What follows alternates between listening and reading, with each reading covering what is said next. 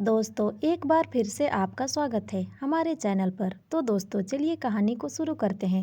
जब मैं दुबई से घर वापस लौटा तो देखा पूरे खानदान के 25 लोगों का खाना मेरी पत्नी अकेले ही बनाती है, जबकि मेरी भाभी और बहनें उसकी किसी काम में मदद नहीं करती। सब मिलकर टेबल पर बैठकर खाना खाते और वह बेचारी दूर बैठकर उनके मुंह ताकती रहती। घर का रवैया देखकर मैं बहुत ही परेशान हो गया।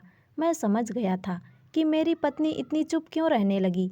एक दिन घर में मेहमान आए हुए थे, तो मैंने सबके सामने ही अपनी पत्नी के साथ जो किया उसे देख होश उड़ गए, क्योंकि मुझे आज भी वह दिन याद है जब मैं अपनी शादी के 3 साल बाद इंडिया वापस आया था। घर का हर शख्स एयरपोर्ट पर मौजूद था, जिसमें मेरी 2 साल की बेटी कायरा भी थी।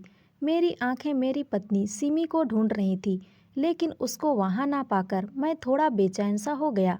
घर वालों से मिलकर कायरा को गोद में लिया तो वह जोर जोर से रोने लगी। सुभाष, लाओ इसे मुझे दे दो। दीदी की आवाज़ आई तो फौरन ही मैंने सिमी के बारे में पूछ लिया। दीदी, सिमी क्यों नहीं आई मुझे लेने, और फिर इतनी छोटी सी बच्ची को भी भेज दिया।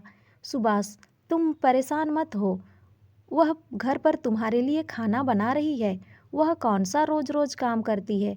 आज सब लोग तुमसे मिलने आए हैं, तो इसीलिए वह खाना बना रही है।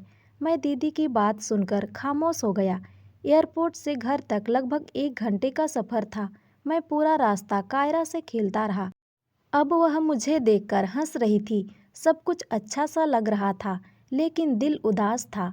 काश सिमी भी आ जाती। 3 साल हो चुके हैं उसे देखे हुए। क्या खाना ज़्यादा ज़रूरी था, मिलना नहीं? मेरे दिल में कुछ अजीब अजीब से सवाल उठ रहे थे।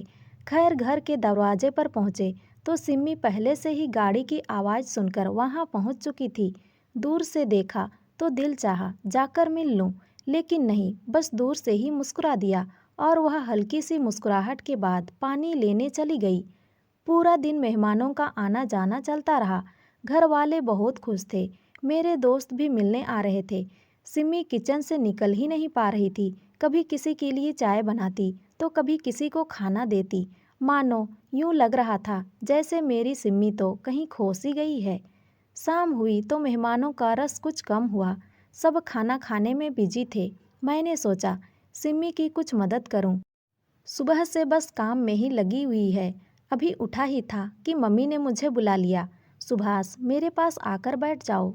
जी मम्मी, सिमी से कुछ बात करनी है, आ रहा हूँ। उसे छोड़ो, काम कुछ ख़त्म करके खुद ही आ जाएगी। वैसे भी कौन सा काम करती है, आज ही तो करने लगी है, उसे करने दो। मैं हैरान था क्योंकि सिमी के बारे में मैं यह दूसरी बार सुन रहा था। सिमी के खिलाफ कहीं न कहीं आग मेरे दिल में लग चुकी थी।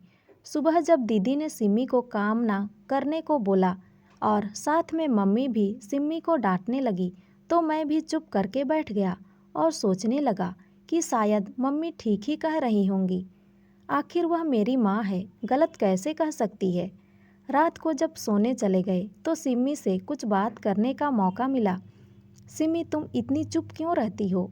तुम तो बहुत बोला करती थी, याद है ना? पूरा दिन हम ऑफिस में बस तुम्हें चुप करवाया करते थे। कभी उससे लड़ाई तो कभी मैडम असरीता से। दरअसल सिमी और मैं एक ऑफिस में नौकरी करते थे। सिमी मुझे पहले दिन से ही पसंद आ गई थी।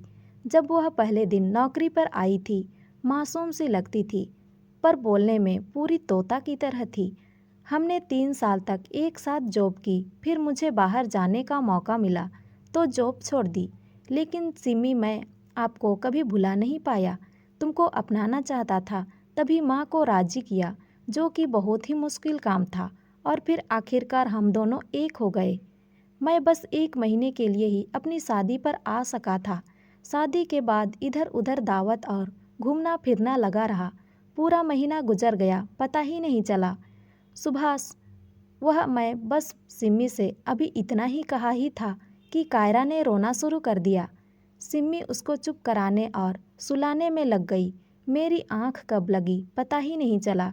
सुबह कायरा के रोने की आवाज़ से मेरी आंख खुल गई। सिमी यार, कायरा को देखो, यह क्यों रो रही है? पर कायरा के ज़्यादा रोने की वजह से आखिर मैं उठ ही गया। सिमी कहाँ हो यार? यह कहते हुए मैं कायरा को लेकर कमरे से बाहर आया। तो फिर से सिमी को किचन में ही पाया। चने कम पड़ गए हैं सिमी, चने और लाना। मम्मी की आवाज़ मेरे कानों में पड़ी तो कुछ देर रुक सा गया। सब लोग खाने की मेज पर थे सिवाय सिम्मी के। मम्मी ने मुझे देखा तो बुला लिया, आ जाओ बेटा, नाश्ता तैयार है। देखो तुम्हारे सब बहन भाई मौजूद हैं। मैं बोला, मम्मी सिम्मी कहाँ है? कायरा को भूख लगी है। तभी दीदी बोली, लाओ कायरा को मुझे दो, तुम फ्रेश हो जाओ, इसे मैं देखती हूँ। आज फिर सिम्मी किचन में अकेली और पूरा खानदान जिसमें कम से कम 25 लोग तो होंगे। सिम्मी खाना बनाने में बिजी थी।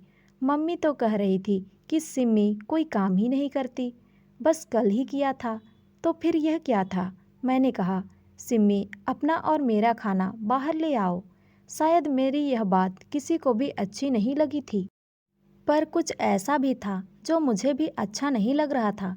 सुबह से दोपहर, दोपहर से शाम तक सिम्मी का बस एक ही काम था कि वो हर किसी की ख्वाहिश पूरी करने में लगी रहती। मैं समझ चुका था कि सिम्मी इतनी चुप क्यों रहने लगी है। मेरे घर में आ जाने के बाद सिम्मी के चेहरे पर फिर से कुछ बदलाव आना शुरू हुआ था। शायद मेरे जाने के बाद सब उस पर हावी हो जाएंगे, तभी वह थोड़ा सहम चुकी थी। वक्त गुजरता रहा, अब वो काम छोड़ भी दिया करती थी या मुझसे कह देती और मैं खुशी से उसकी मदद करने को उठ जाता। आज मम्मी की आवाज़ आई कि सिमी नाश्ता बना दो, श्वेता आई है। श्वेता मेरी दीदी का नाम था, जिनकी शादी हमारे घर के करीब ही बाबा के दोस्त के लड़के से हुई थी। दीदी तकरीबन रोज़ ही हमारे घर आया जाया करती थी। सिमी की कमर में बहुत दर्द था। मेरे मना करने के बावजूद भी वह किचन में गई और नाश्ता तैयार करने लगी। क्योंकि कायरा अभी सो रही थी, इसीलिए मैं दीदी से बातें करने में मसरूफ़ हो गया। दीदी हम सब बहन भाइयों से बहुत प्यार करती थी और हम उन सबको बहुत पसंद करते थे। सिमी प्लीज़ खाना लगवा ले मेरे साथ में। हाँ ठीक है। मैं सर हिलाकर उठ खड़ा हुआ और सिमी की मदद करने लगा। यह बात किसी को भी अच्छी नहीं लगी। जब नाश्ते में सब फ्री हो गए और सिम्मी भी कायरा को लेकर कमरे में चली गई, तब दीदी और मैं एक दूसरे से बात करने में मसरूफ़ हो गए। सुभाष, तुम जानते हो मैं तुम लोगों से बहुत प्यार करती हूँ। कभी ऐसा नहीं चाहती कि तुम लोग खुश ना रहो, लेकिन मेरा कुछ बातों पर अमल करोगे तो सुखी रहोगे। आगे तुम्हारी मर्जी। तो दोस्तों, कहानी का अगला भाग जानने के लिए जुड़े रहिए हमारे साथ। तब तक के लिए बाय बाय दोस्तों। तो दोस्तों, ये कहानी आपको कैसी लगी कमेंट करके हमें ज़रूर बताएं।